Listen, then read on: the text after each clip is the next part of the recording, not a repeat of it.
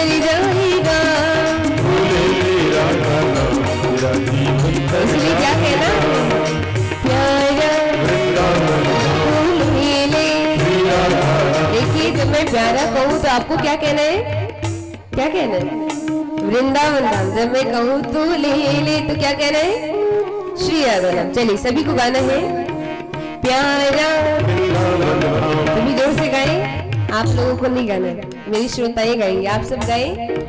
प्यारा तू ले ले, प्यारा तू ले ले। चलिए सभी को मिलके कहना है प्यारा तू ले ले, प्यारा तू ले ले।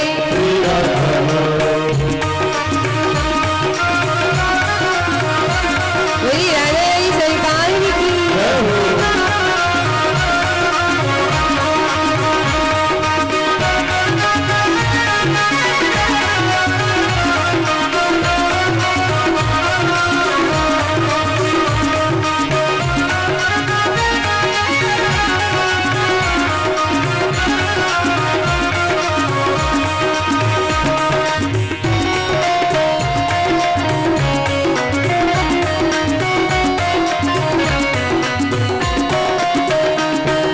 मन मंदिर में श्याम नाम की ऐसी ज्योति जगा दे।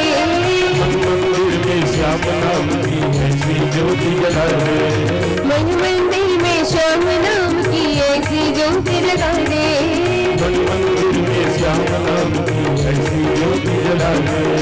राधे राधे बोल के तो जीवन का हर सुख पाले।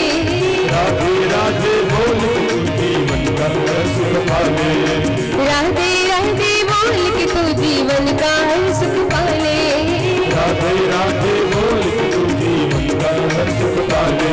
तू जाना कोई काम हर पल मुस्काएगा।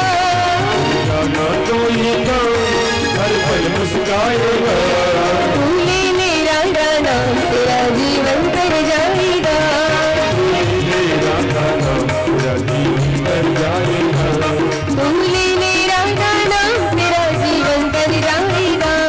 तू ले ले राधा नाम तेरा जीवन तर जाएगा। प्यारा तू ले ले, प्यारा तू ले ले। चलिए अब आप लोगों को गाना जोर से गाने भी, आप लोग बहुत धीरे धीरे गाते हैं। प्यारा पीछे की माताएं नहीं गा रही, आप लोग भी गाइए। हमारे चाचा जी लोगों तरफ से तो बहुत धीरे धीरे आवाज आ रही, आप सब भी गाइए। प्यारा तू ले ले, प्यारा तू ले ले। चलिए बहुत बढ़िया। चलिए सभी दोनों हाथों पर ताली बजाते। प्यारा तू ले ले, जैसे तू आया था वैसे ही जाएगा। जैसे तू आया था वैसे ही जाएगा। तू ले ले राधा नाम तेरा जीवन तर जाएगा। तू ले ले राधा नाम तेरा जीवन तर जाएगा। तू ले ले राधा नाम तेरा जीवन तर जाएगा। तू ले ले राधा नाम तेरा जीवन तर जाएगा। तू ले ले राधा नाम तेरा जीवन तर जाएगा। तू ले ले राधा नाम तेरा जीवन तर जाएगा। इसलिए क्या कहना है? प्यारा गाइए सभी। प्यारा तू ले ले, प्यारा तू ले ले। बोले श्री राधा रानी सरकार की। आइए आगे सुखदेव जी महाराज बड़ा ही सुंदर प्रसंग श्रवण कराते हैं। सभी से निवेदन है बिल्कुल शांतिपूर्वक बैठेंगे। आगे बड़ा ही सुंदर भगवान की परम मित्र की कथा है।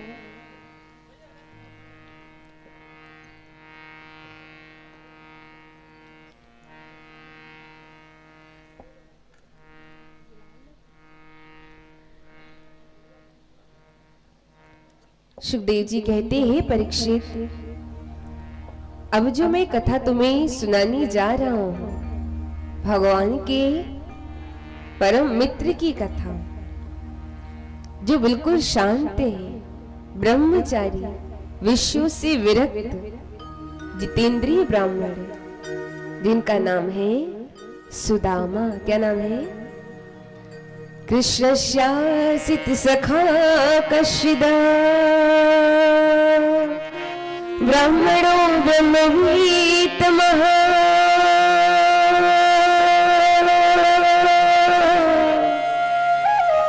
विरक्तेन्द्रियार्थेषु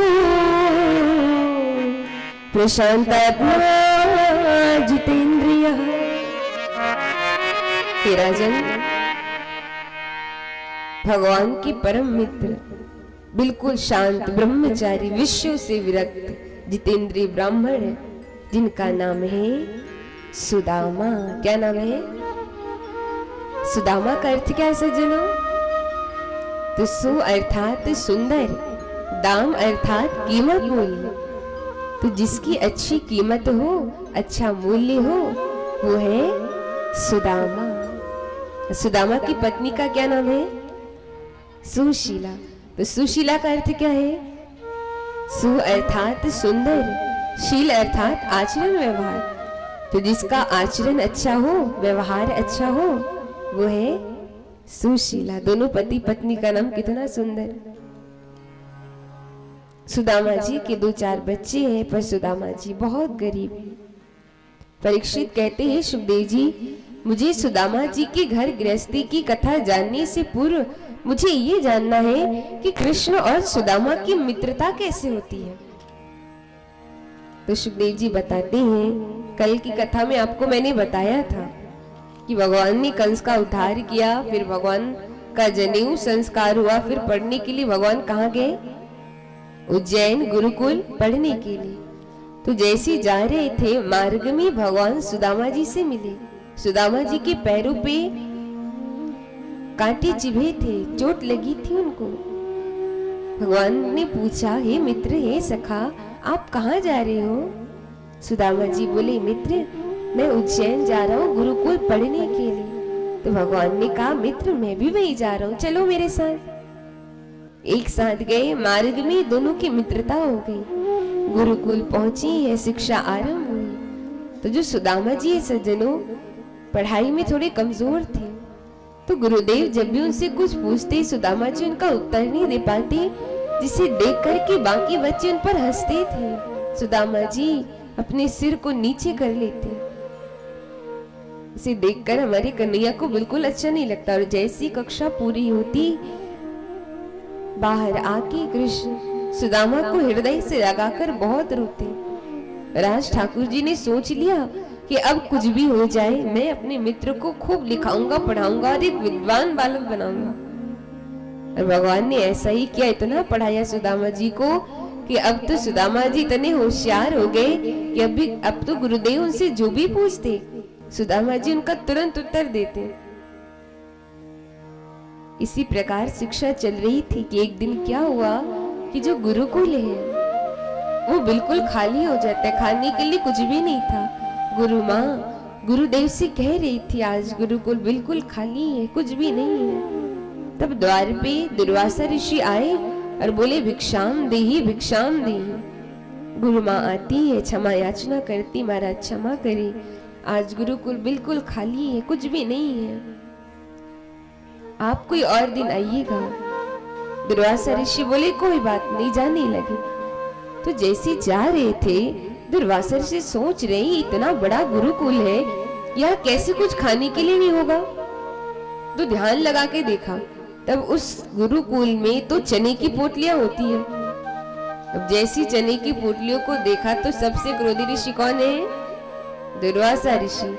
क्रोध आया, बोले, 2 चने की पोटलियां होने के बाद भी गुरु माँ हमसे झूठ बोली, अरे क्या होता थोड़ा चने हमें दे देती तो। इतना क्रोध आया कि श्राप दे दिया, मैं श्राप देता हूँ, जो भी उस चने को खाएगा वो नितांत गरीब हो जाएगा। और जब ये श्राप दे रहे थे, सुदामा जी वहीं से गुजर रहे थे, सुदामा जी ने सुन लिया। गुरुकुल आए तो गुरु माँ ने कहा कृष्ण सुदामा से तुम दोनों जाओ जंगल से लकड़ी लेकर आओ। और वो जो श्रापित चने थे वो सुदामा जी को दे दिया कि जब भूख लगेगी तो दोनों खा लेना। लेके गए, जैसे जंगल में पहुंचे क्या हुआ, जोरदार वर्षा हुई। इतनी वर्षा हुई कि एक और कृष्ण गए, दूसरी ओर सुदामा जी एक वृक्ष पे चढ़ गए। वर्षा होते होते बहुत समय लग गया, सुदामा जी को भूख लगने लगी तो जो चने थे उसको निकाले। सोच रहे सुदामा जी गुरु माँ ने तो कहा है कि इसको हम दोनों को खाना है, पर मैं ये श्रापित चने कन्हैया को नहीं दे सकता, क्योंकि अगर मैंने कृष्ण को दिया तो जो इस जगत का पालनहार है वो गरीब हो जाएगा। तो क्या करूं, अकेले खा जाऊं? अकेले खाऊंगा, मित्र के साथ छल करूंगा। क्या करूं, कहीं छिपा दूं? छिपा दूंगा तो ये कन्हैया होशियार है, ढूंढ लेगा। तो जल्दी जल्दी सुदामा जी उस श्रापित चने को खाने लग गए, ये सोचकर कि मैं भले गरीब बन जाऊं पर मेरा मित्र गरीब ना हो। वास्तव में मित्र वही है सज्जनों जो आपके संकट में आपका साथ दे, विपत्ति में जो आपका साथ दे, वो है सच्चा मित्र। आज कृष्ण को बचाने के लिए सुदामा जी ने, भगवान इतने बड़े द्वारिका के राजा बने हैं, इनमें बहुत बड़ा हाथ है सुदामा जी का।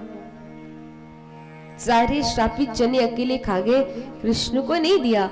अब जैसी खा रहे थे तो वर्षा थी, ठंड हो रहा, खाने लग गए चने को तो कट कट की आवाज आ रही है। कृष्ण ने पूछा सुदामा ये कट कट की आवाज क्या आ रही है? सुदामा बोले कन्हैया वर्षा हुई है ना, ठंड है तो दांतों से कट कट की आवाज आ रही है। कृष्ण को नहीं दिया, वर्षा बंद हुई, दोनों आए गुरुकुल, शिक्षा पूरी हुई।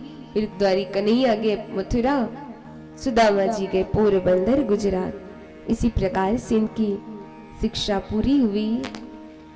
सज्जनों आपको बताऊं, देखिए सुदामा कौन है? सुदामा है जीव। कृष्ण कौन है? कृष्ण है परमात्मा। तो जीवात्मा और परमात्मा के इस मिलन को ही कृष्ण सुदामा का मिलन कहा गया है। मित्रता हो इनके जैसे, इस प्रकार से इनकी मित्रता हुई। सुदामा जी महाराज जिनकी पत्नी सुशीला, 2-4 बच्चे हैं, पर सुदामा जी बहुत गरीब हैं। इतने गरीब हैं कि सुदामा जी के पास पहनने के लिए ठीक से वस्त्र भी नहीं है, फटी हुई धोती।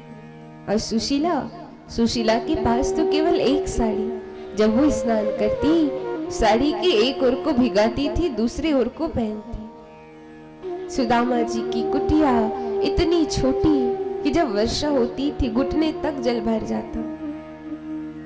बहुत गरीब है सुदामा जी, भले गरीब है पर सुदामा जी दरिद्र नहीं है। दरिद्र कौन है?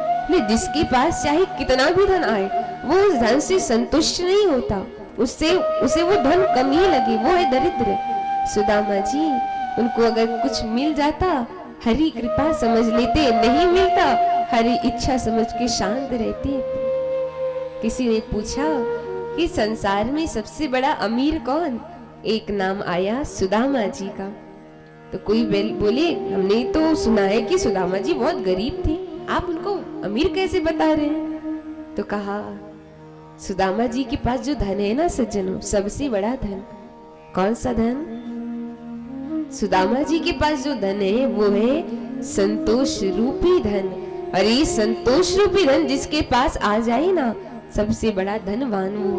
और जिसके पास ये संतोष रूपी धन नहीं है, चाहे वो कितना भी धनवान क्यों ना हो, वो धन उसको कम ही लगेगा।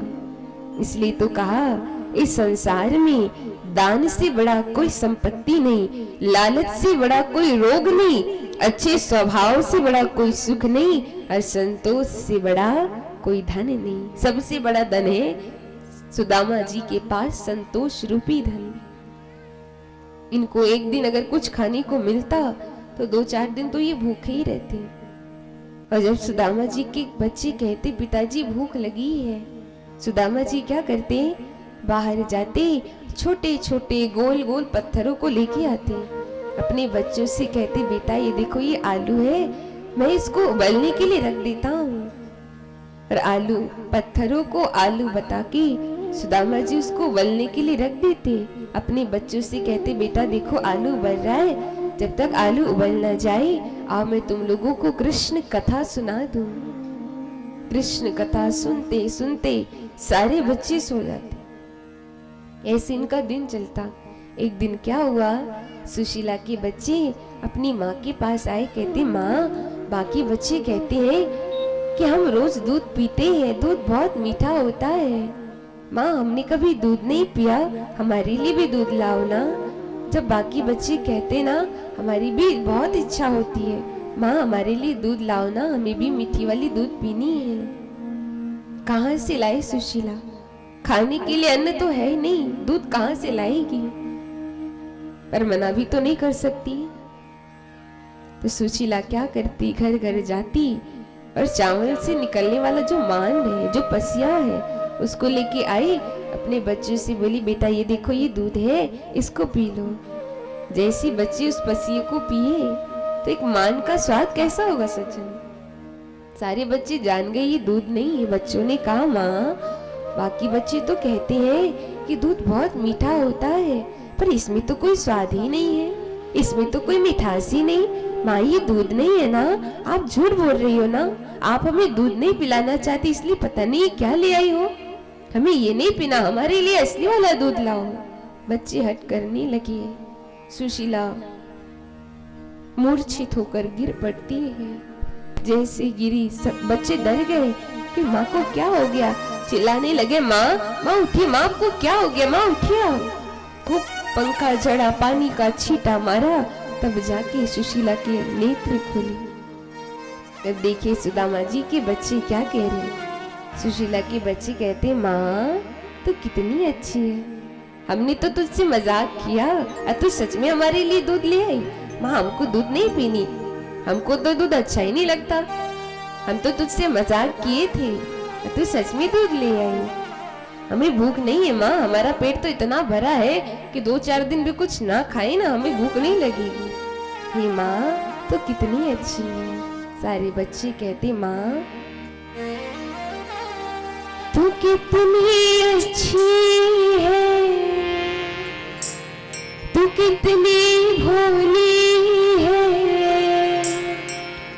प्यारी प्यारी है हो माँ,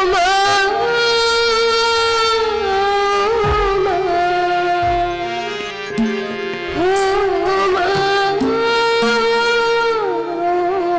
माँ। सारी सुशीला के बच्चे अपनी माँ से कहते माँ तू कितनी अच्छी है, तू कितनी भोली है, प्यारी प्यारी है हो माँ,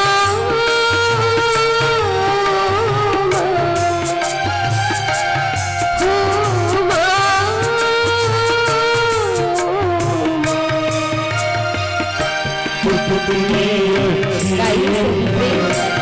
कितनी भोली है, प्यारी प्यारी है ओ माँ,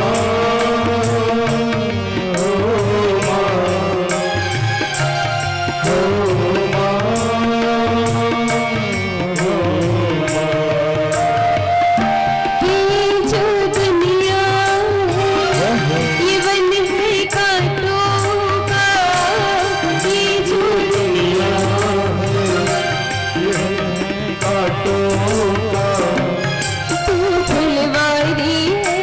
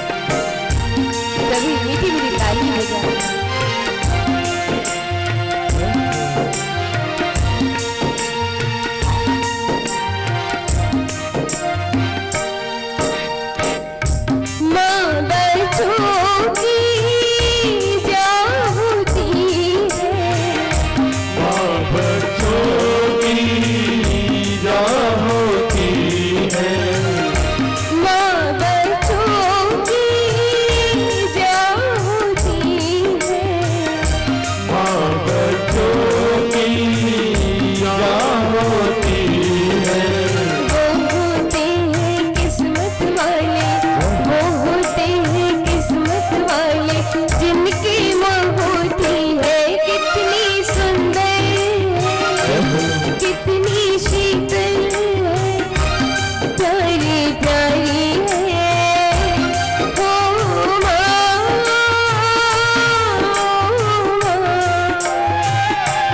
हो माँ।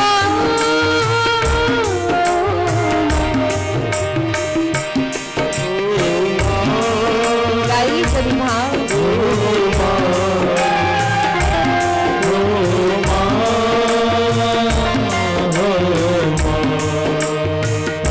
तू कितनी अच्छी है, तू कितनी भोली है, प्यारी प्यारी है हो माँ,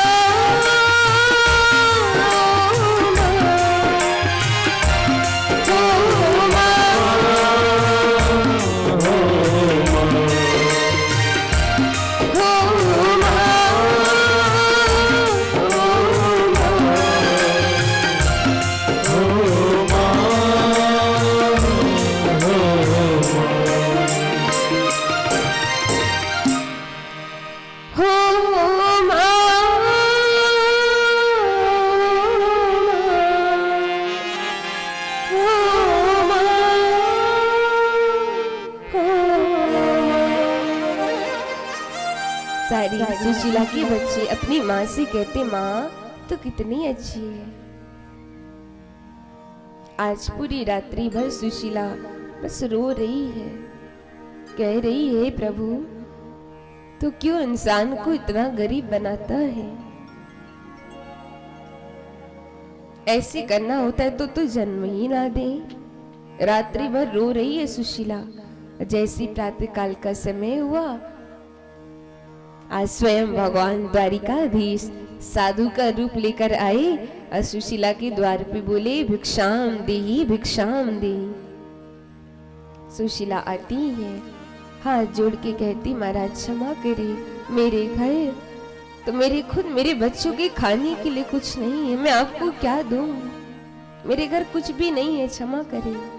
जैसी कहा तो भगवान ने कहा, री देवी कैसी बात कर रही हैं आप, अरे जिनके मित्र स्वयं द्वारिकाधीश हो, भला उसके घर कैसे कुछ खाने के लिए नहीं होगा।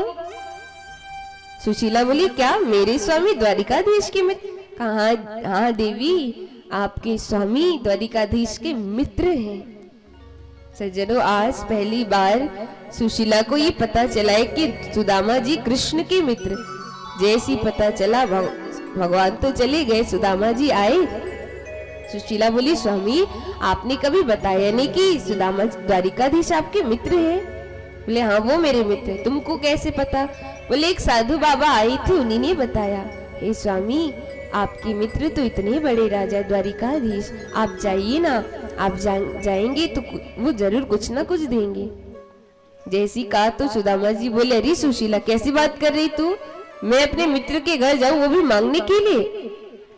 मैं अपने मित्र के घर कभी मांगने नहीं जाऊंगा, मना कर दिया, मना किया।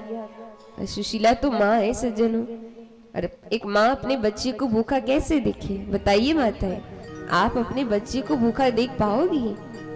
सुशीला भी तो माँ है, अपने बच्चे को भूखा कैसे देखे? सोच रही है स्वामी ऐसे नहीं मानने वाले। कहा स्वामी आप मांगने नहीं जा सकते, पर आप मिलने के लिए तो जा सकते हो। सुदामा जी बोले, देवी मिलने के लिए कह रही हो, मिलने जा सकता हूँ, मांगने कभी नहीं जाऊंगा। कहा स्वामी आप मिलने ही जाइए। मन में सोचे कि चलो मिलने के लिए जाएंगे, इनकी ऐसी दशा देखकर वो जरूर जान जाएंगे कि कितने गरीब। सुदामा जी मान गए। कहा ठीक है देवी मैं जाऊंगा, पर खाली हाथ कैसे जाऊं, मित्र के घर जा रहा हूं, कुछ हो तो दो। देखिए 4 स्थान ऐसे हैं जहां हमें कभी भी खाली हाथ नहीं जाना चाहिए। 4 स्थान कौन कौन से? पहला है गुरु के घर। आप जब भी अपने गुरु के घर जाए कभी भी खाली हाथ ना जाए। दूसरा है मित्र के घर, मित्र के घर कभी भी खाली हाथ नहीं जाना चाहिए। तीसरा है बेटी के घर, आप अपनी बेटी के घर जाते हो खाली हाथ जाते हो, और कुछ नहीं, कुछ फल कुछ मिठाई ही लेकर जाएंगे, पर खाली हाथ तो नहीं जाते ना। बेटी के घर कभी भी खाली हाथ नहीं जाना चाहिए। और चौथा, भगवान का घर। और भगवान का घर कौन है? भगवान का मंदिर, जहाँ उनकी कथा हो रही है, भगवान का घर। तो आप जब भी यहाँ आए कभी खाली हाथ ना आए। आप ज्यादा नहीं ला सकते, द्रव्य पैसा नहीं ला सकते, कोई बात नहीं, एक तुलसी पत्र ही लाइए, पर खाली हाथ कभी नहीं जाना चाहिए। सुदामा जी कह रहे, देवी मित्र के घर जा रहा हूँ, खाली हाथ तो नहीं जा सकता, कुछ हो तो दो। तो सुशीला क्या करती है, 4 घरों से चावल लाई, 4 घर के चावल की छोटी सी चावल की पोटली बनाई। 4 घर से क्यों लाई भाई? एक घर के में चावल की पोटली तो बना सकती थी सुशीला। देखिए सुशीला कितनी होशियार। अब 4 घर का चावल एक जैसे तो होगा नहीं, किसी के घर का मोटा, किसी के घर का चावल पतला। सुशीला सोची, जब मैं ये पोटली चावल को द्वारिकाधीश देखेंगे, जान जाएंगी ये इनके मित्र के घर का नहीं, और वो जान जाएंगे कि हम कितने गरीब हैं, और वो जरूर कुछ ना कुछ देंगे। इस प्रकार सुशीला सोच के 4 घरों से चावल की पोटली लाई, बांधी, और उसमें क्या करती, पोटली के भीतर एक पत्र लिखकर उसमें डाल देती। क्या पत्र में क्या लिखती सुशीला? सुशीला लिखती है कि 1 मास 2 पक्ष में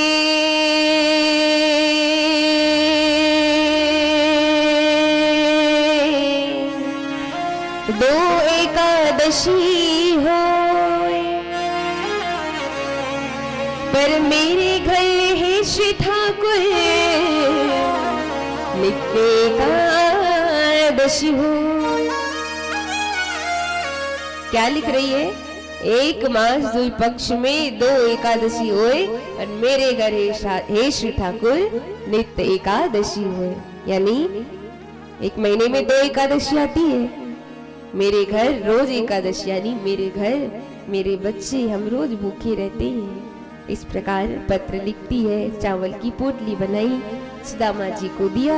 राज सुदामा जी महाराज पोटली को लिए निकल पड़े कृष्ण की नगरी द्वारिकापुरी की ओर। बोली सुदामा जी महाराज की जय। आइए हम सभी के मध्य हमारे सुदामा जी आ रहे, एक बार जोरदार ताली बजाकर स्वागत करें। यजमान जी आप आरती सजा ले, सुदामा जी का पूजन करेंगे। चलिए बाद में करेंगे, अभी समय बहुत हो गया है। माताओं से मेरा निवेदन है, देखिए आप जो चावल की पोटलियां लाई हो, किसी को भी सुदामा जी की बाल्टी में नहीं डालनी है, उसके लिए आपको बाद में समय दिया जाएगा। आप द्रव्य दक्षिणा पैसा देना चाहो बाल्टी में डाल सकती हैं, चावल की पोटली कोई नहीं डालेंगे। और किसी को खड़े नहीं होना है, आपके मध्य सुदामा जी स्वयं जाएंगे, खड़े किसी को भी नहीं होना है। चावल की पोटली नहीं डालेंगे, बाद निवेदन कर रही हूं मैं, आपको बाद में मैं समय दूंगी। आप द्रव्य डालना चाहेंगे आप डाल सकती हो, चावल की पोटली नहीं डालेंगे। बोली सुदामा जी महाराज की जय। चली श्याम सुंदर से मिलने सुदामा, जय हो तो मिलने सुदामा, गाते चले मन में हरे कृष्ण नाम, गाते चले मन में हरे कृष्ण नाम।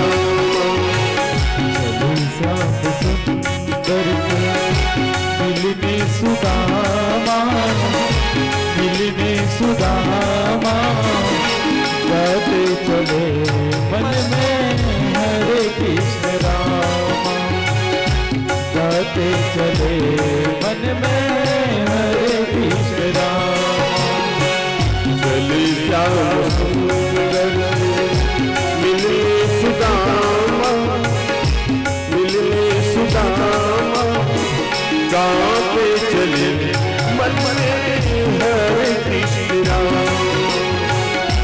गाते चले मन में हरे कृष्ण राम।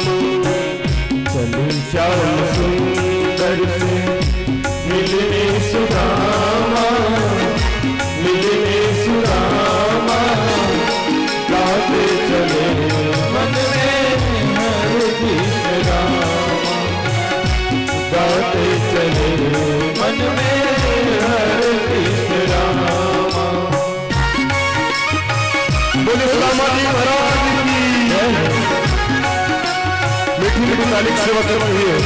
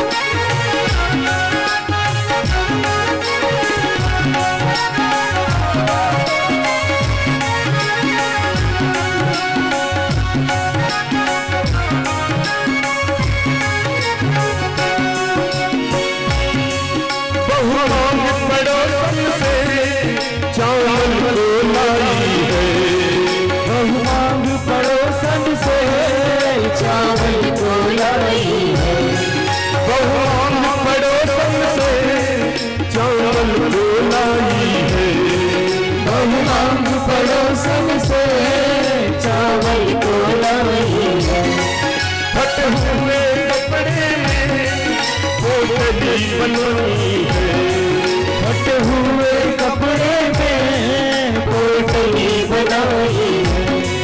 फटे हुए कपड़े में पोटली बनाई है। कपड़े में पोटली बनाई है।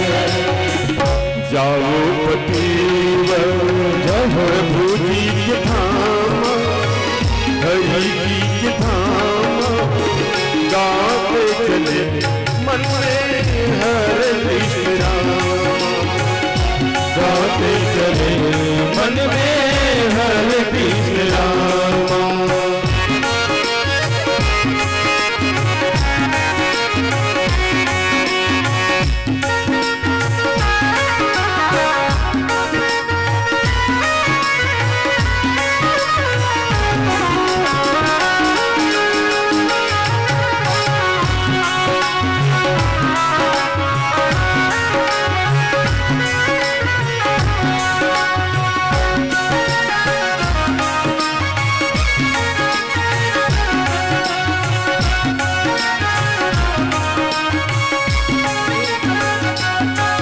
लोटा को बटोई है गले में लटकाई।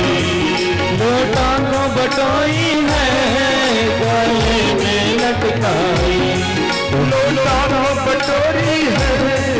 गले लटकाई। लोटा को बटोरी है गले में लटकाई। चावल की पोटली को बगल में दबाई। चावल की बोतल को बगल में दबाई। चावल की पोटली को बगल में दबाई। चावल की बोतल को बगल में दबाई। पहुँचे सुदामा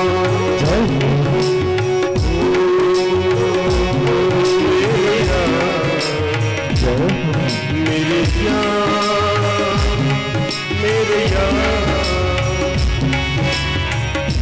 कोई जगह बता दे ऐसी देश प्रभु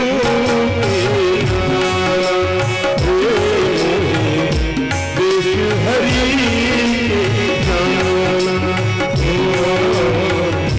कोई जगह बता दे ऐसी देश हरि के जाना देश प्रभु के जाना। पहुँचे सुदामा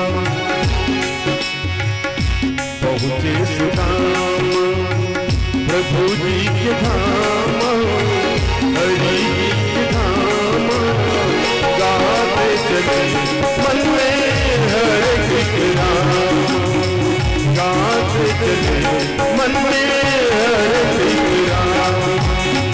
चले श्याम सुंदर से मिलने सुदामा, मिलने सुदामा, गाते चले मन में हरे कृष्ण राम, गाते चले मन में हरे कृष्ण राम, गाते चले मन में हरे कृष्ण राम, गाते चले मन में हरे कृष्ण राम।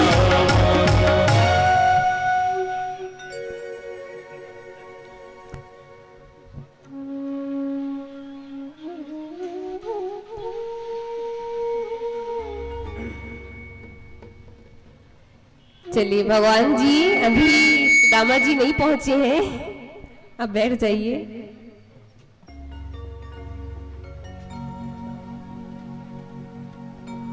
सुदामा जी को जाने दीजिए, आप बैठ जाइए अपनी जगह पे।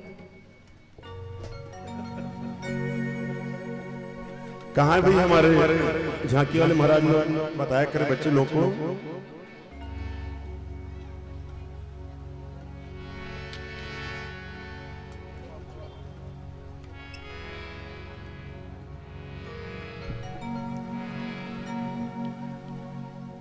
भगवान जी का मुकुट ले आइए।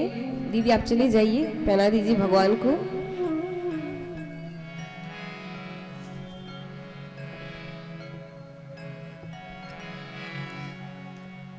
बोली सुदामा जी महाराज की। और इस प्रकार सभी सामने देखेंगे। इस प्रकार से सुदामा जी महाराज निकल पड़े कृष्ण की नगरी द्वारिकापुरी की ओर। जा रहे सुदामा जी पैदल, शरीर पर ठीक से कपड़े भी नहीं है, फटी हुई धोती, पैरों पे कोई खड़ाऊ भी नहीं है। चल रहे सुदामा जी, चलते चलते एक नदी के किनारे पहुंचे। अब नदी पार करनी है। आज स्वयं भगवान द्वारिकाधीश नाविक बन के आए हैं। सुदामा जी से कह रहे, हे ब्राह्मण देवता, आइए हम आपको नदी पार करा दें। सुदामा जी ने कहा, हे नाविक भाई, आप हमको नदी पार तो करा दोगे, पर आपको देने के लिए हमारे पास कोई द्रव्य, कोई पैसा नहीं है।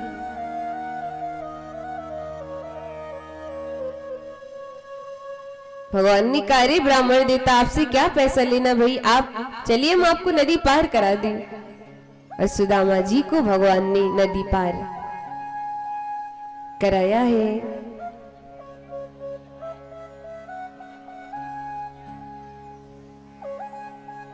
माताओं से निवेदन है, अब बैठे रहिए, अभी आपको समय दूंगी, चिंता ना करे कोई।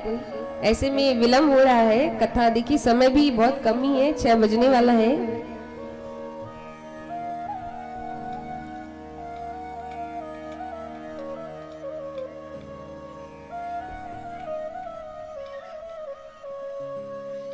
चिंता ना करिए, समय दूंगी, बिल्कुल भी निश्चिंत बैठे रहिए, हर जगह समय दिया जाता है।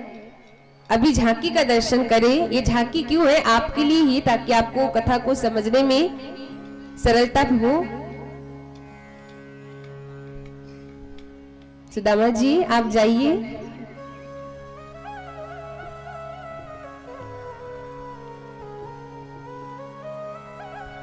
सभी सामने देखेंगे, माताएं सब सामने देखिए, इधर उधर कोई नहीं देखेंगी।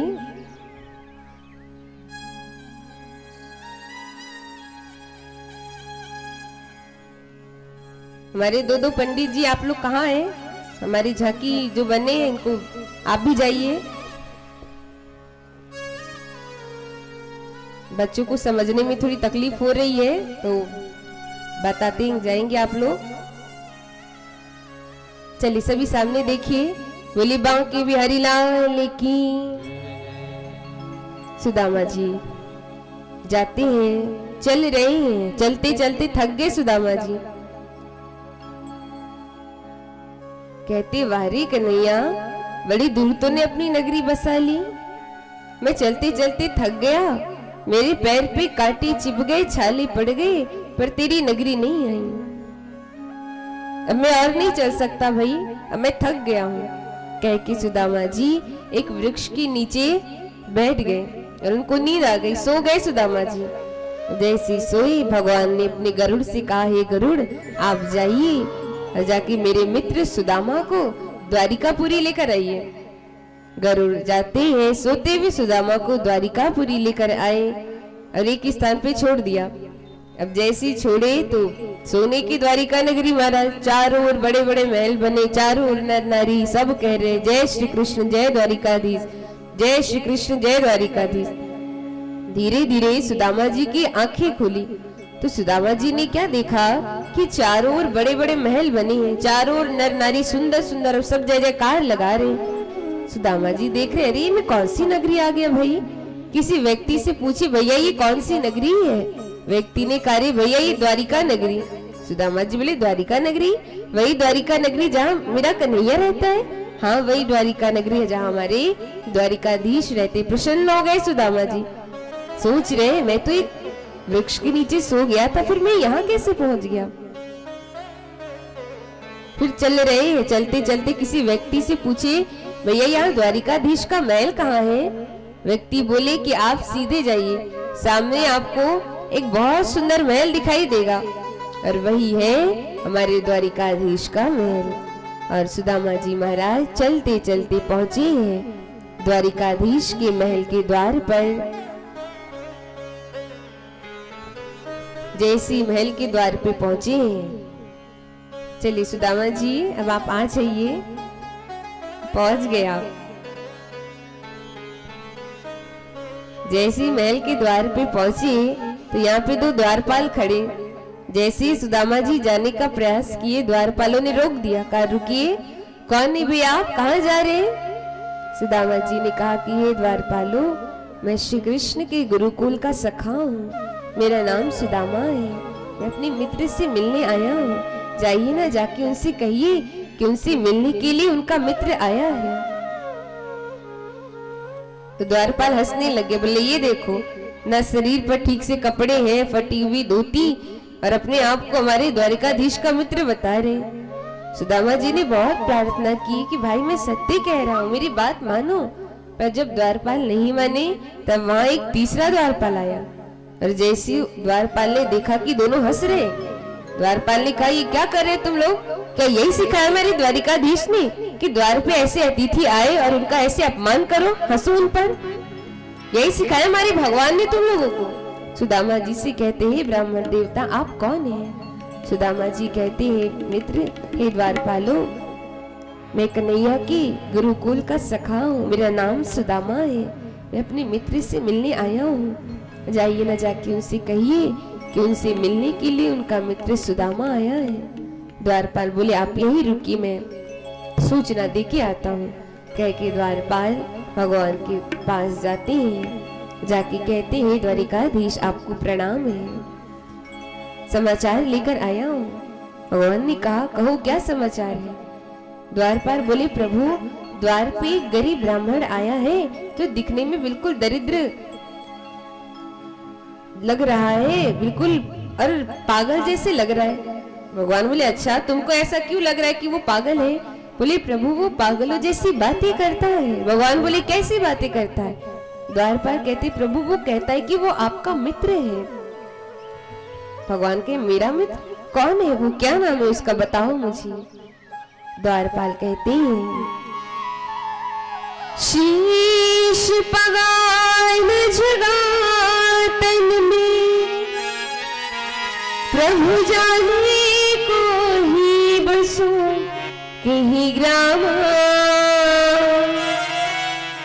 धोती फटी सी लकी डूबती और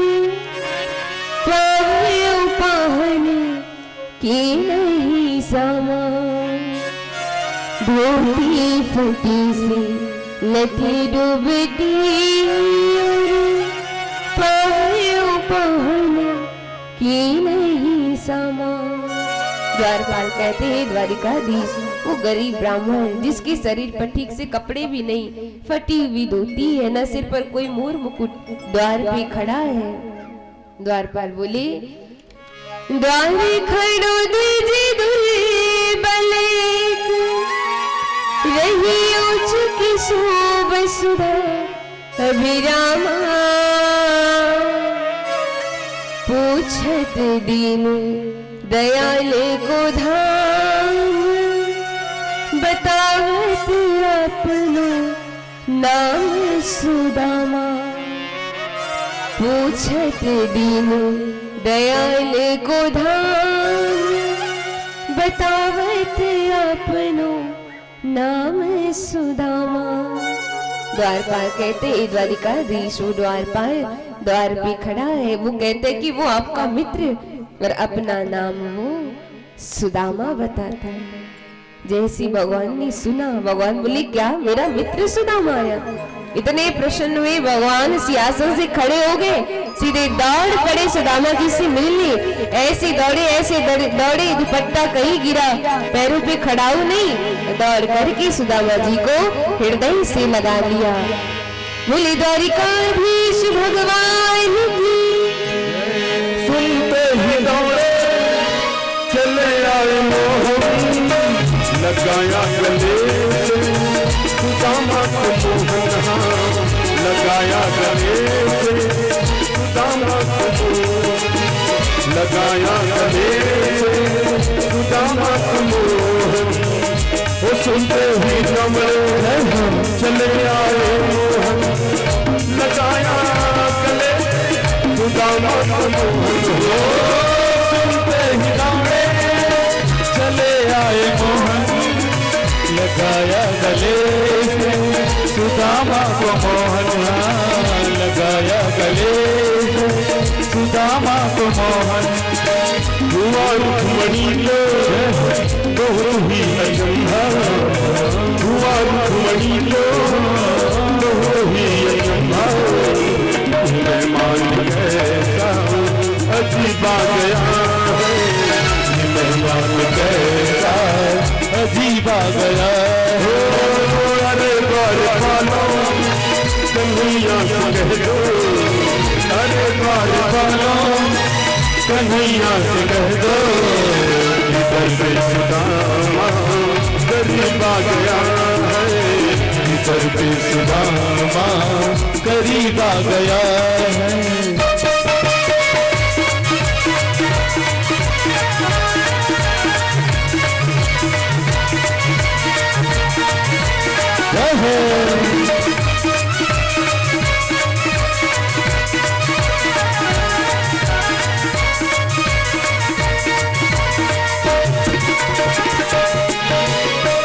बराबर में सुदामा बिठाए चरण आंसुओं से श्याम ने धुलाए, चरण आंसुओं से श्याम ने धुलाए, चरण आंसुओं से श्याम ने धुलाए। बराबर में सुदामा बैठाए चरण आंसुओं से श्याम ने धुलाए। बराबर में अपने सुदामा बिठाए चरण आंसुओं से श्याम ने धुलाए, चरण आंसुओं से श्याम ने धुलाए। न घबराओ प्यारे जरा तुम सुदामा, न घबराओ प्यारे जरा तुम सुदामा। खुशी का समा तेरे करीब आ गया है, खुशी का समा तेरे करीब आ गया हो।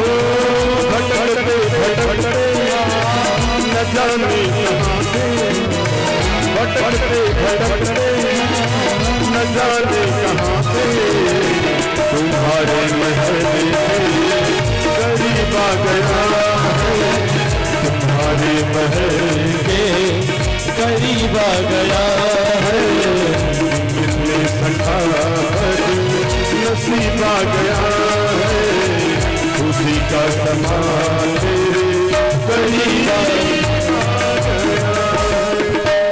बोले द्वारिकाधीश भगवान की जय। जैसे भगवान ने सुना दौड़ पड़े, हृदय से लगा लिया, लेकर आए हैं। कहाँ बिठाए? अपने सिंहासन पर सुदामा जी को बिठाया, खुद बैठे हैं सुदामा जी के चरणों में।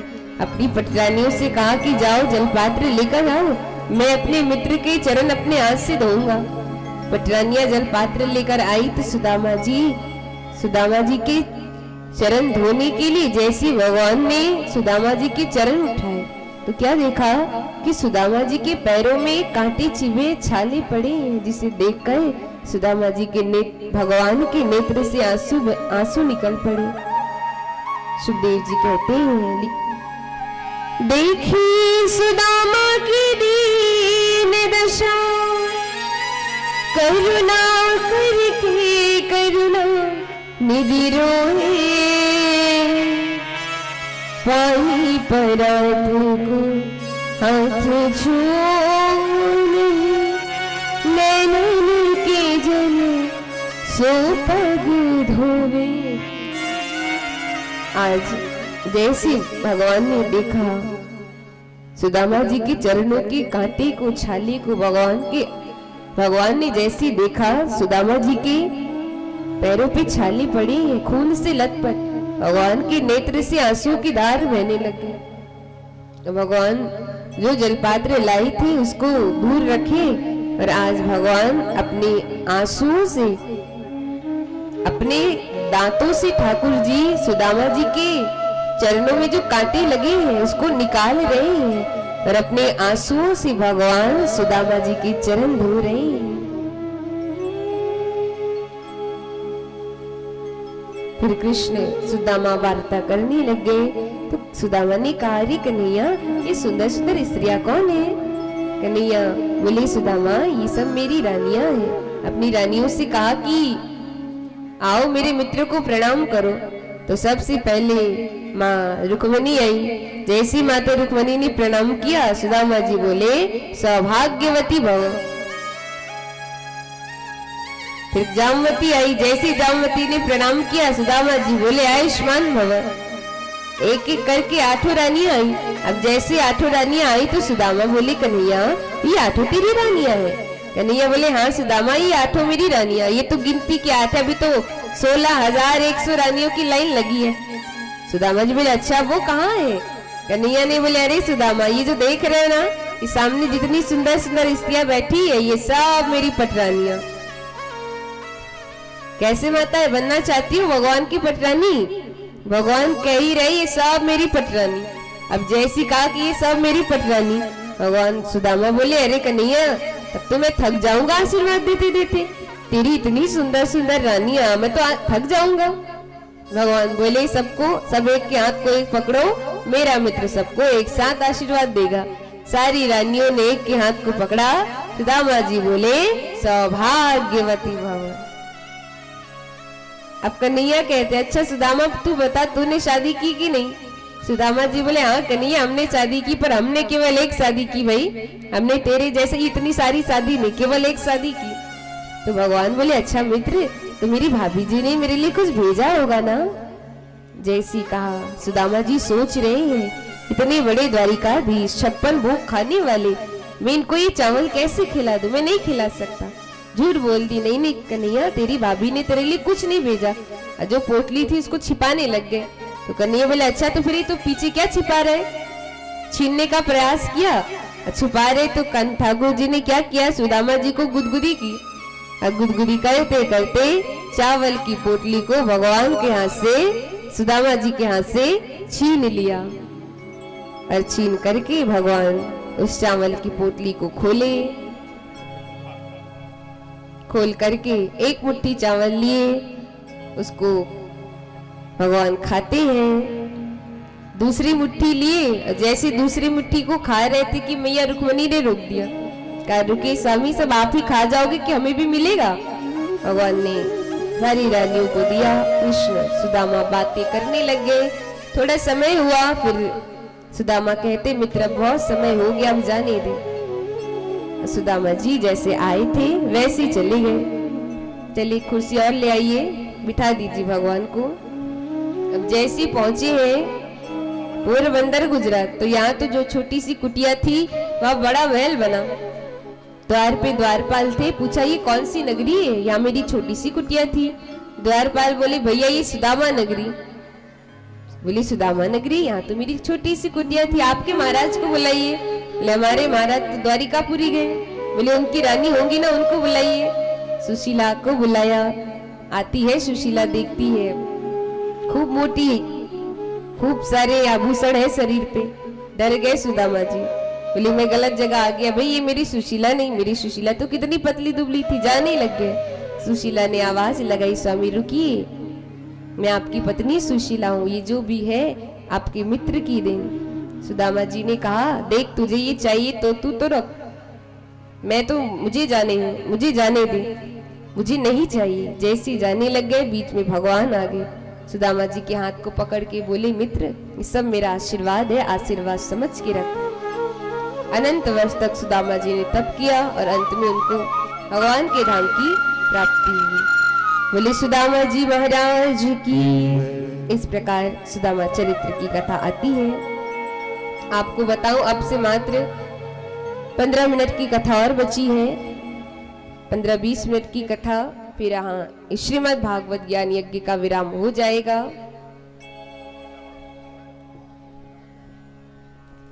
जो भी चावल की आप पोटलियां माताएं लाई हैं, आप बारी बारी से आकर यहाँ सुदामा जी को भेंट करें। सभी को 5 मिनट का समय दिया जा रहा है, फिर आगे कथा में प्रवेश करेंगे। निवेदन है 15-20 मिनट की कथा और बची हुई है, कोई घर नहीं जाएंगे।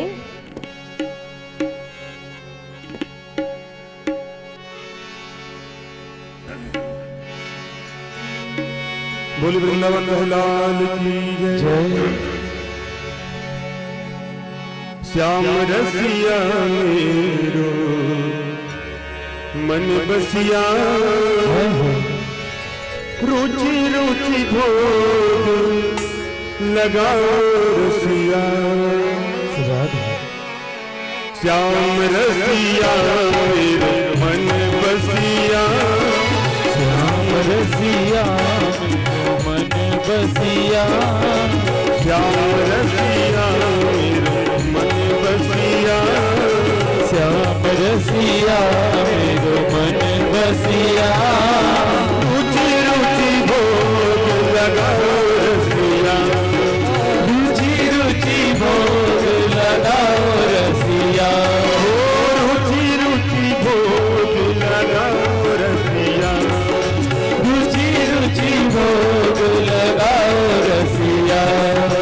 रसिया रसिया मेरो मन बसिया, रसिया रसिया मेरो मन बसिया, रसिया रसिया मेरो मन बसिया, रसिया रसिया मेरो मन बसिया। श्याम रसिया मेरो मन बसिया, श्याम रसिया मेरो मन बसिया। रुचि रुचि भोग लगाओ रसिया, रुचि रुचि भोग लगाओ रसिया।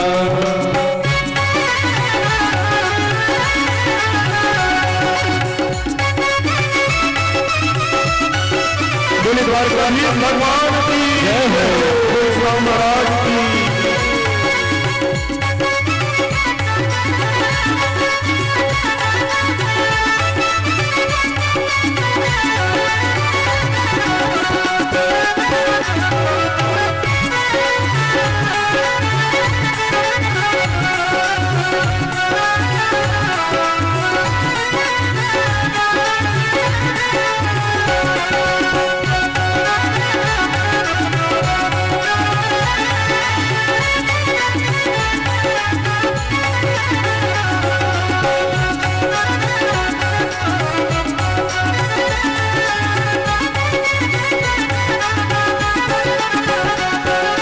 सफरी के बोर सुदामा के तांदुल, सफरी के बेर सुदामा के तांदुल, सफरी के बोर सुदामा के तांदुल, सफरी के बेर सुदामा के तांदुल, सुदामा के तांदुल, सुदामा के तांदुल, सुदामा के तांदुल, सुदामा के तांदुल। प्रेम से भोग लगाओ रसिया, प्रेम से भोग लगाओ रसिया, प्रेम से भोग लगाओ रसिया, प्रेम से भोग लगाओ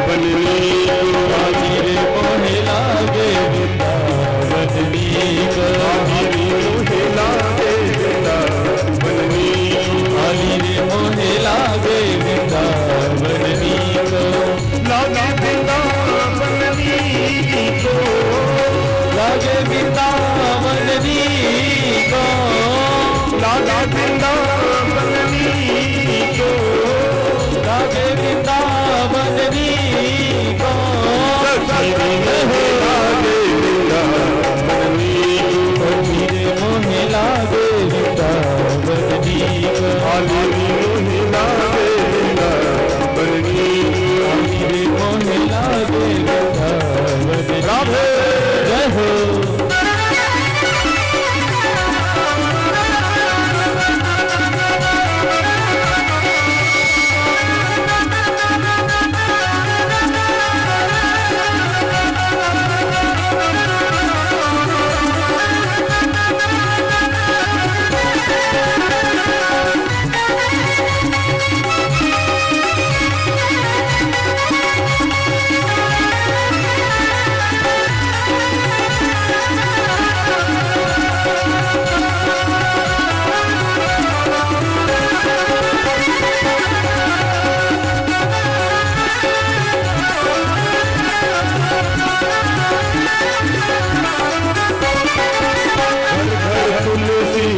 ठाकुर पूजा, घर घर तुलसी ठाकुर पूजा, घर घर तुलसी ठाकुर पूजा, घर घर तुलसी ठाकुर पूजा, दर्शन गोविंद जी को, दर्शन गोविंद जी को, दर्शन गोविंद जी को, दर्शन गोविंद जी को, मोहे लागे वृंदावन को, हीरे मोहे लागे वृंदावन नी को, मोहे लागे वृंदावन को, हीरे मोहे लागे वृंदावन नी को। सीता राम राम राम राधे श्याम, राधे श्याम श्याम श्याम सीता राम, राम राम राम राधे श्याम, राधे श्याम श्याम श्याम सीताराम, सीता राम राम राम राधे श्याम, राधे श्याम श्याम श्याम सीता राम, सीताराम राम राम राधे श्याम, राधे श्याम श्याम श्याम सीताराम। जय हो।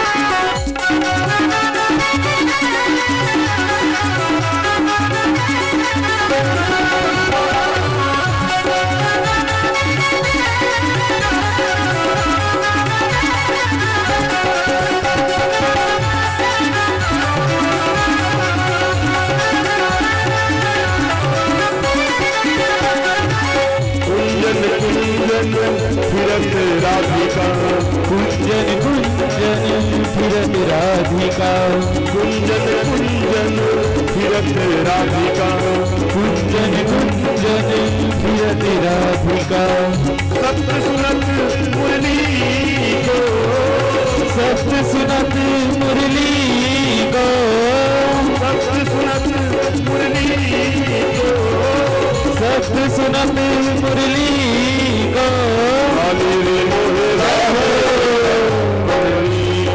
हीरे मोहे लागे वृंदावन नी को, मोहे लागे वृंदावन को, हीरे मोहे लागे वृंदावन नी को, लागे वृंदावन को, लागे वृंदावन नी को, लागे वृंदावन को,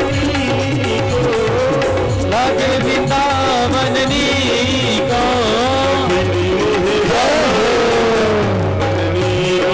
हीरे मोहे लागे वृंदावन नी को, मोहे लागे वृंदावन को, हीरे मोहे लागे वृंदावन नी को। सीता राम राम राम राधे श्याम, राधे श्याम श्याम श्याम सीता राम, राम राम राम राधे श्याम, राधे श्याम श्याम श्याम सीताराम, राधे श्याम श्याम श्याम सीता राम,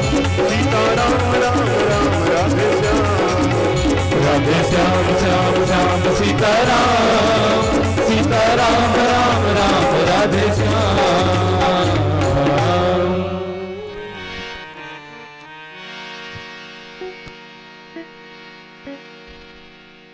बोली बांके बिहारी लाल की।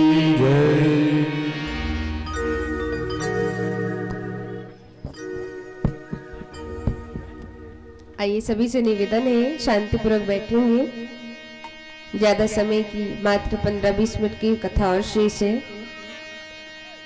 इस प्रकार से सुदामा चरित्र की कथा आई 100 वर्ष के बाद जब वसुदेव जी ने यज्ञ रखा तो सब मिले हैं।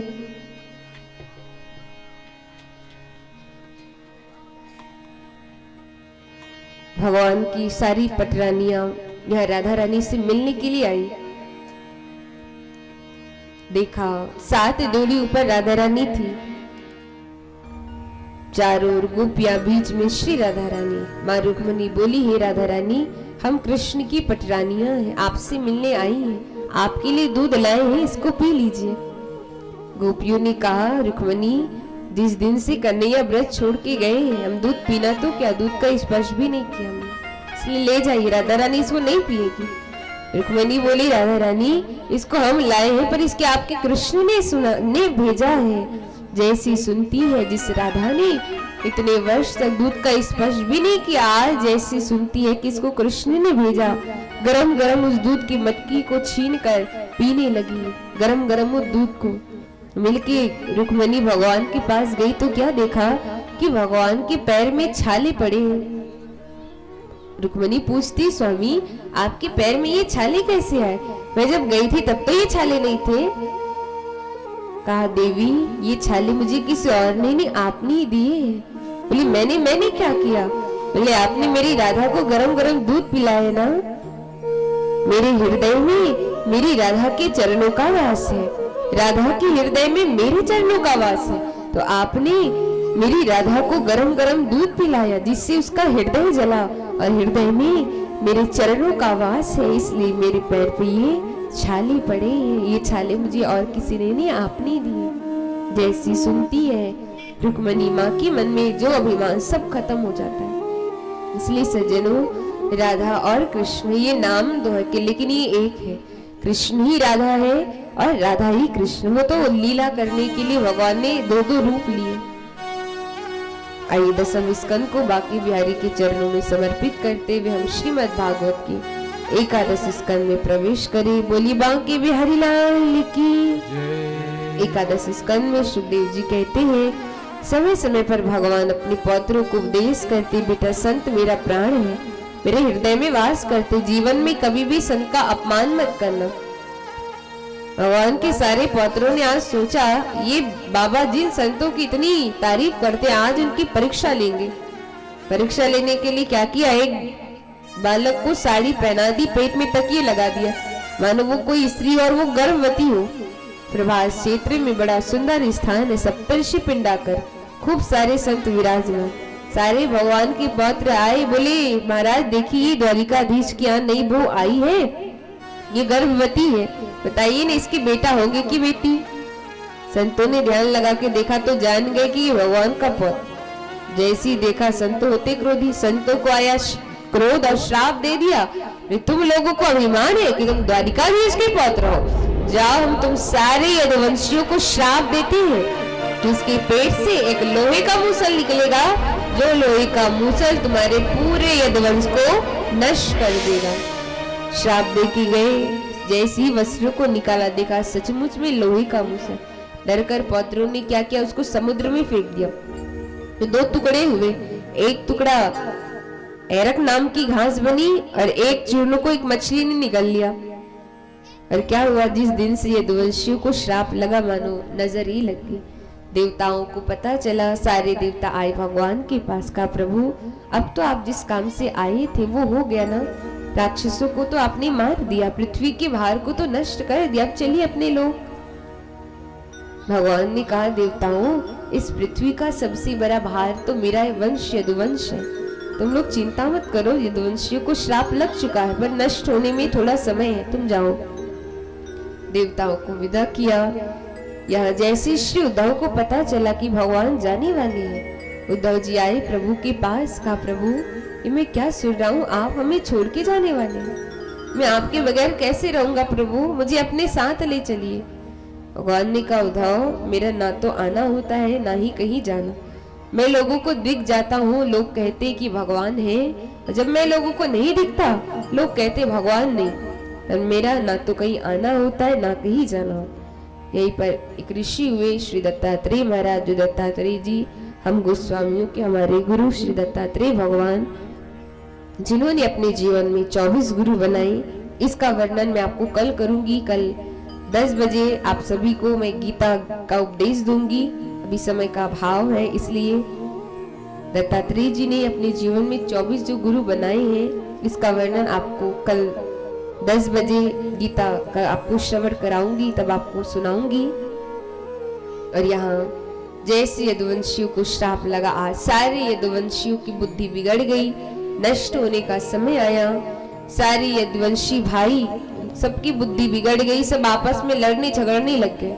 लड़ते लड़ते सब समुद्र के किनारे पहुंचे, लड़ते लड़ते सबके अस्त्र शस्त्र खत्म हो गए। तो क्या किया, जो अरक नाम की घास बनी थी उसी को एक दूसरे पर प्रहार कर करके 99 लाख से भी ज्यादा जिन यदुवंशियों की संख्या, सारे यदुवंशी लड़कर सब मर गए। श्री बलराम जी आए प्रभु के पास। कहा, हे प्रभु आपकी सुंदर कृष्ण लीला में मैं आपके बड़े भ्राता के रूप में आया, मेरा कार्य पूरा हुआ, अब मुझे जाने की अनुमति दीजिए। कह के बलराम जी शेषनाग का रूप धारण किए और क्षीर सागर में चले गए। और अब भगवान की जाने का समय आया। प्रभास क्षेत्र में बड़ा सुंदर स्थान है। प्रभास क्षेत्र में आज पीपल के वृक्ष के नीचे दाहिनी जंघा पर अपने बाएं चरण रखकर भगवान बैठे हैं। तो यहाँ जो एक चूर्ण मछली ने निगला, एक बहेरिया आया, उसने क्या किया, उस मछली को पकड़ के उस चूर्ण को अपनी बाड़ में लगा लिया और जंगल की ओर शिकार करने गया। जैसे गया तो इस बहेरिये ने दूर से द्वारिकाधीश को देखा, तो इसको लगा मानो वो कोई हिरन है, और हिरन समझ के बहेरिये ने भगवान के ऊपर प्रहार कर दिया। जैसे प्रहार किया तो वो बाण भगवान के पैर के तलवे में पड़ा। और जैसी बहेरिया आया तो देखा द्वारिकाधीश होते, क्षमा याचना किया, प्रभु क्षमा करे, मुझे नहीं पता था आप है, मुझे लगा कोई हिरन है, हिरन समझ के मैंने प्रहार किया। भगवान ने कहा, अरे बहेरिया तू इतना चिंता मत कर, ये जो भी हुआ है मेरी इच्छा से हुआ है, क्योंकि अब मेरे जाने का समय आ गया है। उसको स्वर्ग जाने की अनुमति दिए। इतने में अर्जुन आए। जैसे अर्जुन ने देखा कृष्ण के पैर में बाण है, अर्जुन ने कहा, कृष्ण आपके पैर में ये बाण किसने लगाए, मुझे बताइए, जिसने भी आपका ये हाल किया है मैं उसको छोड़ूंगा नहीं।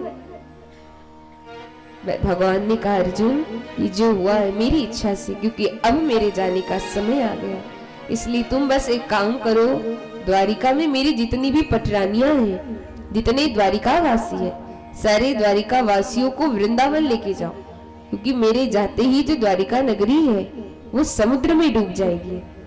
अर्जुन ने ऐसा ही किया, सारे द्वारिका वासियों को वृंदावन लेकर गए। और अब भगवान के जाने का समय आया। आज सारे देवी देवता टकटकी लगाए आकाश मार्ग में खड़े हैं, टकटकी लगाकर भगवान को देख रहे कि अब ये भगवान जाते कहाँ हैं। और आज भगवान द्वारिकाधीश देखते ही देखते भगवान वहां से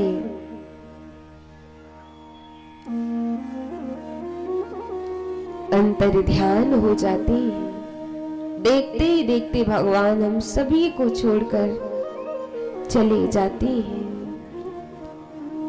बोले द्वारिकाधीश भगवान की, गोविंद मेरो है, गोपाल मेरो है, गोविंद मेरो है, गोपाल मेरो है, गोविंद मेरो है, गोपाल मेरो है, गोविंद मेरो है, गोपाल मेरो है, श्री भांगे बिहारी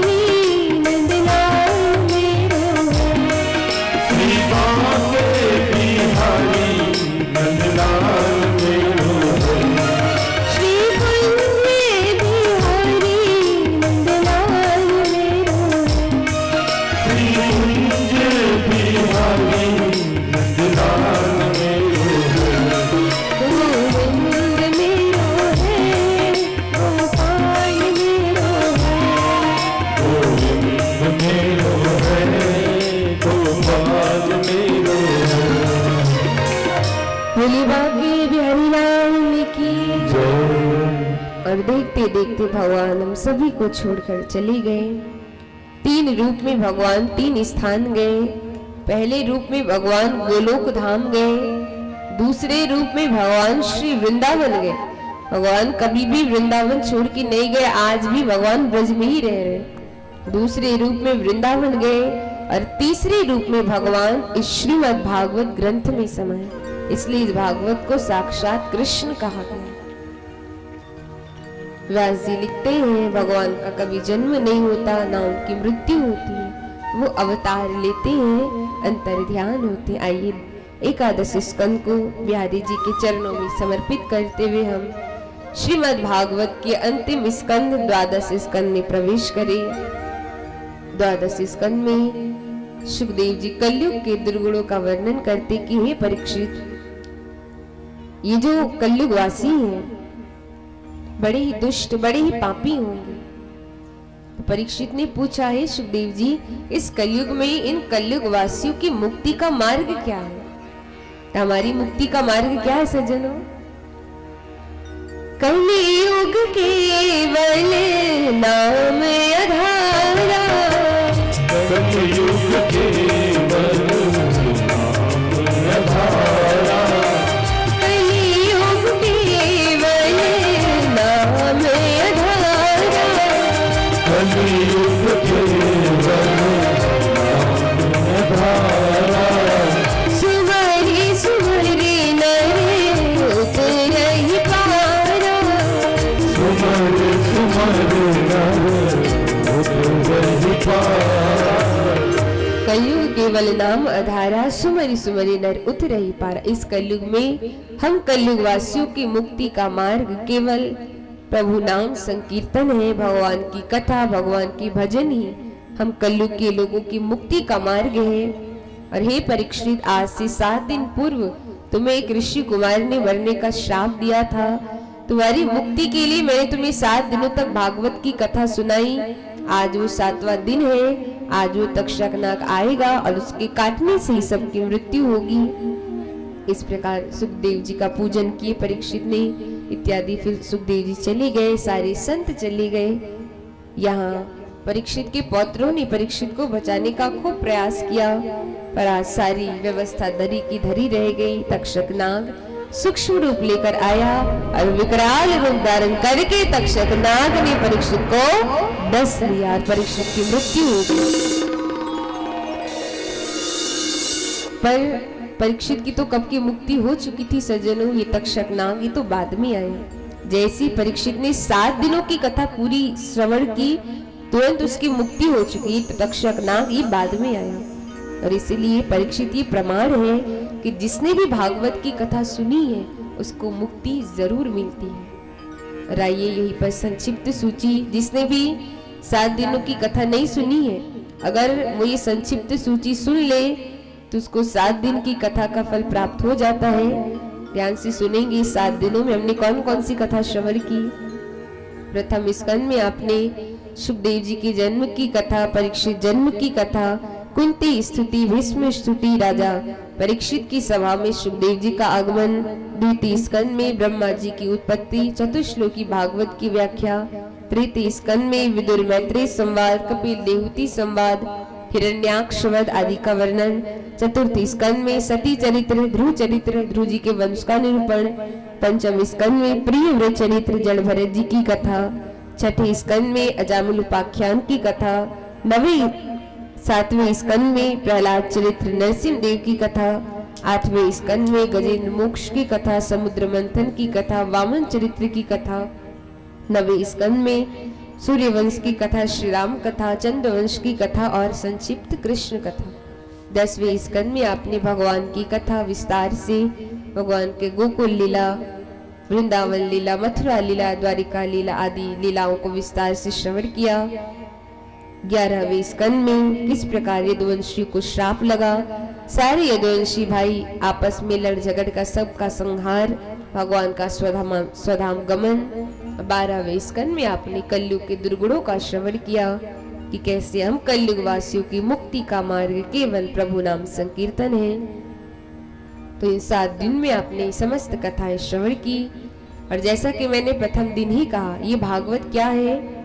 ये भागवत एक विशाल सागर है, विशाल समुद्र। किसमें इतनी औकात है कि पूरी कथा कह सके, और किसमें इतनी हिम्मत है कि पूरी कथा श्रवण कर सके।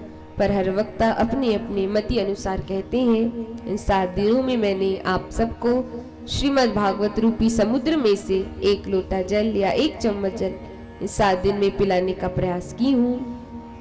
और यहाँ सुंदर इस श्रीमद् भागवत ज्ञान यज्ञ का विराम हो रहा है। और जैसा कि मैंने कहा था, एक दिन की कथा में जब ये कथा आरंभ हुई, कई लोग ऐसे हुए होंगे जो सोचे होंगे अभी तो 7 दिन की कथा कल जाएंगे, फिर कल आया बोलेंगे 6 दिन की कथा कल जाएंगे, फिर कल आया बोलेंगे 5 दिन की कथा कल जाएंगे। कल कल करते 7 दिन निकल गए होंगे और वो कथा में नहीं आ पाया होगा। पर इन 7 दिनों में ऐसे कई हुए होंगे जिनको पता भी नहीं था कि यहाँ कथा हो रही, पर वो यहाँ आए भी होंगे, कथा भी सुने होंगे। क्यों? क्योंकि उनको हमारे बांके बिहारी बुलाना चाहते। इस कथा में कौन आता है? तो बांके बिहारी की महफिल को बांके बिहारी सजाते हैं। बांके बिहारी की महफिल को बांके बिहारी ही सजाते हैं, और कथा में केवल वही आते हैं जिनको हमारे बांके बिहारी बुलाते हैं। जिनको बुलाते ना सजनों वही आएंगे, और जिनको नहीं बुलाते वो चाह के नहीं आ सकता। आपको बुलाया है इसलिए आए हैं। यहाँ सुंदर 7 दिवस तक समस्त भारतीय गौ क्रांति समितियों के द्वारा और आप समस्त ग्रामवासियों के सहयोग से यहाँ दिव्य भागवत ज्ञान यज्ञ, भागवत रूपी गंगा प्रवाहित हुई। आज 7वां दिन है। इस कथा का मुख्य उद्देश्य गौ माँ की सेवा के लिए कथा आदरणीय हमारे बड़े पापा सेवाराम जी वर्मा और उनकी पूरी भारतीय गौ क्रांति समिति के द्वारा यहाँ आयोजित किया गया है। तो आप सभी से मेरा पुनः निवेदन, सभी बिल्कुल, क्योंकि आपके स्वयं के गांव में ऐसा धार्मिक कार्य गौ माँ की सेवा होने जा रही, आप लोगों को कितना पुण्य मिलेगा। आप सब बढ़ चढ़ कर उसका सहयोग करें। तो सबसे पहले तो मैं धन्यवाद दूंगी मेरे आदरणीय बड़े पापा और पूरी भारतीय गौ क्रांति की समिति, जिन्होंने मुझे यहाँ बुलाया और मेरे द्वारा आप लोगों को ठाकुर जी की कथा गौ माता की सेवा के लिए मुझे ऐसा आप लोगों को दिव्य कथा सुनाने का मुझे अवसर प्रदान किया। तो आप लोगों का बहुत बहुत धन्यवाद। और साथ ही मैं पूरे ग्रामवासियों को भी धन्यवाद दूंगी। हमारी पूरी जितनी हमारी माताओं की मंडली है, भक्ति मित्र मंडल ये नाम है ना, हाँ, हमारी माताओं को भी बहुत बहुत धन्यवाद। आप लोग सबसे ज्यादा सहयोग तो आप लोग ही दी है पूरे 7 दिन तक। बाकी श्रोता तो बाद में आते हैं। आप सब लोग मेरे आने से पूर्व और मेरे जाने के बाद ही यहाँ से जाते थे। पूरे 7 दिन तक आपने हमारी पूरी भारतीय गौ क्रांति समिति योग का बढ़ चढ़कर आपने सहयोग दिया। मैं चाहूंगी हमारी माताओं के लिए एक बार जोरदार ताली बजाइए। साथ ही मैं व्यासपीठ से आप पूरे ग्रामवासियों को भी धन्यवाद देती हूँ जो आप यहाँ आए, क्योंकि इस संसार में ऐसा कोई व्यक्ति नहीं जिसके पास काम नहीं होगा। हर व्यक्ति अपने अपने काम में व्यस्त है, पर आपने अपने उन कामों को छोड़कर यहाँ 4-4, 5-5 घंटे प्रभु की कथा सुनने के लिए आए हैं। तो आपका भी बहुत बहुत धन्यवाद। क्योंकि देखिए, एक श्रोता के बगैर एक वक्ता कुछ नहीं होता। आप अगर नहीं आते मैं किसको कथा सुनाती। तो आपका भी बहुत बहुत धन्यवाद। मैं चाहूंगी बार अपने लिए जोरदार ताली बजाइए। सभी का बहुत बहुत धन्यवाद। और आइए, इन 7 दिनों में मुझसे भी गलती हुई होगी कथा कहने में, आपसे भी गलती हुई होगी कथा श्रवण करने में, पर हमारे बांके बिहारी सभी को क्षमा करेंगे। आइए, भागवत का अंतिम श्लोक भगवान से क्षमा याचना करना है। सभी से निवेदन है, दोनों हाथ जोड़ लेंगे, नेत्र बंद करके जैसा जैसा मैं बोलूं सभी को उच्चारण करना है।